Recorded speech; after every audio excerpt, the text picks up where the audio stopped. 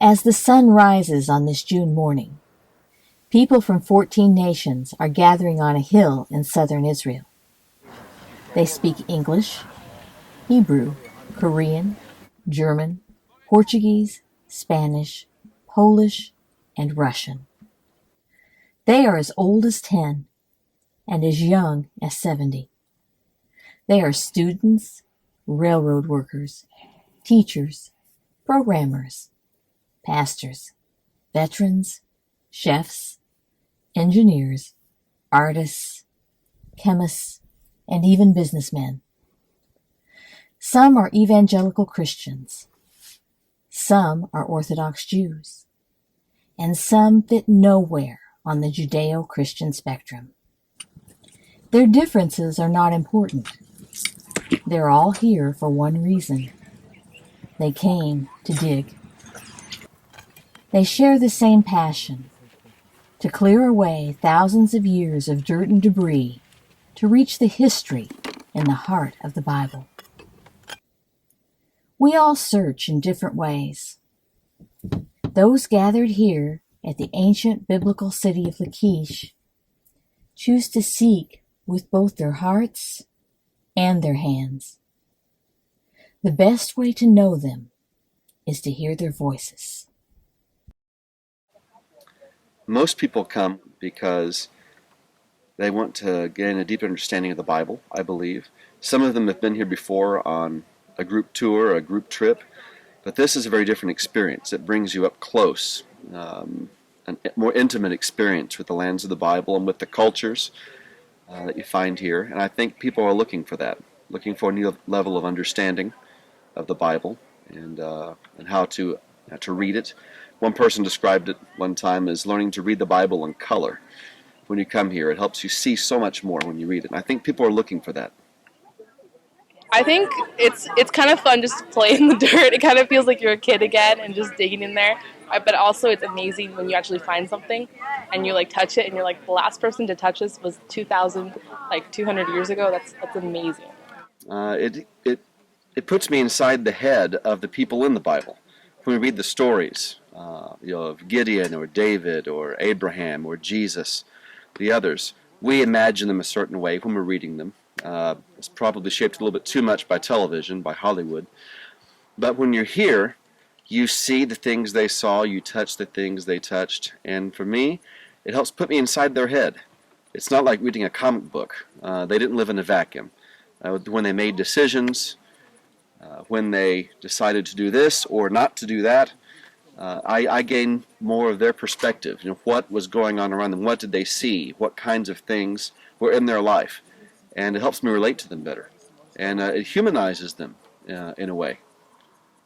Real people were living in this city, and it's amazing to think about. The pottery I find, someone was using it at some point. All these different stories weaving together, coming all the way to today. Oh, the finds. No, it's exciting. I had no idea. In Israel, you find ceramic shards almost right away, so you're always finding something. And even when you find rocks, they can be really significant. So in the square that I'm working in, we happen to be finding a lot of architectural structures, and what at first seemed like rocks suddenly are walls. It's like my first, I guess, like significant find.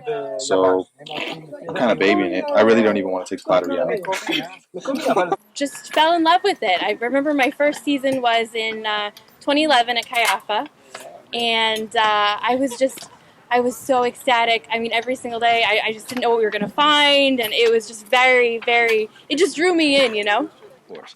Now, what brings me back? It's the thrill of discovery, and every time I come, I learn something new, I gain something new. There's some new experience, a new level of understanding. I wanted to read a Bible in the past, but I just didn't know where to start, and I needed more of a frame of reference, a historical frame of reference to understand the story, in my opinion. Very interesting people come to excavations. I mean that in a good way. And who would come to something like this? Someone with a natural curiosity, a natural sense of adventure, And yet it's not dangerous. It's a controlled, safe adventure, but it's an exciting one nonetheless. And every time it's a chance for self-enrichment and growth. Digging sometimes just is like so fun, I can't contain it. Look at this stuff. Isn't it neat? Wouldn't you think my collection's complete? Wouldn't you think I'm the girl who has everything? I have olive bits and body shirts aplenty. I have walls and what's-its galore. You want thingamabobs? I've got 20. But who cares? No big deal. I want more. I want to be in the Iron Age. I want to see level 5 soaring above all the rest. That's this square. So that's something. Participating in this has completely changed the way I teach and the way I even read the Bible. When I read it, I gain more insights, and I can in turn pass that on in classes and lessons and sermons. And so it's really impacted the entire church where I am. And things that I didn't know before or didn't really understand before, everyone in the congregation understands it now because of the benefits of me being here. So I guess I dig to help me better understand the Bible.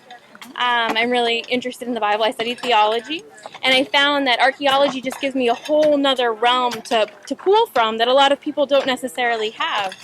I come from the Lutheran tradition. I'm actually desiring to be a pastor in the Lutheran church, so I'm very excited about that. And I was excited to see the Holy Land, the land where Jesus walked and where you have all these historical things going on. The squares are smaller, and that means it brings people closer, It's not necessarily true that you'll get close because you live in the vicinity, But the squares, when you grab the same tools together, when you make a chain to dump buckets of dirt, soil, it's something that really brings people together. And my nephew came, he was 15 years old, and he had a ball. Oh, he loved it. And he wants very much to come back. He happened to land in a very good square, too.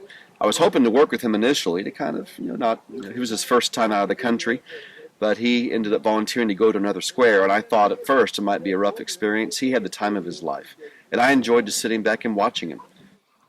Just like when you find something, it's just so amazing to think that you actually found that thing, and it's from who knows how many years ago. It's just really amazing. And the students give a little talk about what they have experienced. I've heard, without exception, it changed my life.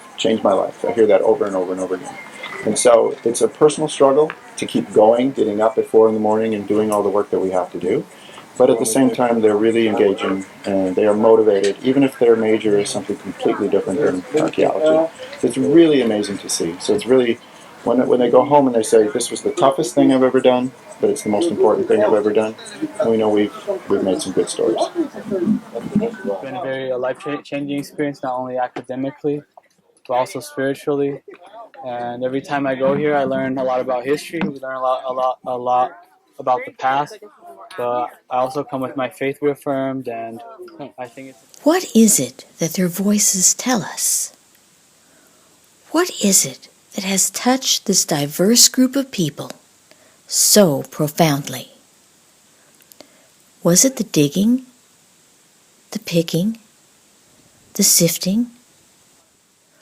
Or was it excavating the walls of a biblical city, looking into the stone well on the road Abraham traveled, or walking through an excavated Israelite fort in the valley where David and Goliath fought? Biblical archaeology has allowed them to dig up the bronze arrowheads left in place by the Assyrians and Babylonians in the exact spot where they fell. It has opened the door for them to dig up the sling stones hurled at the Philistines.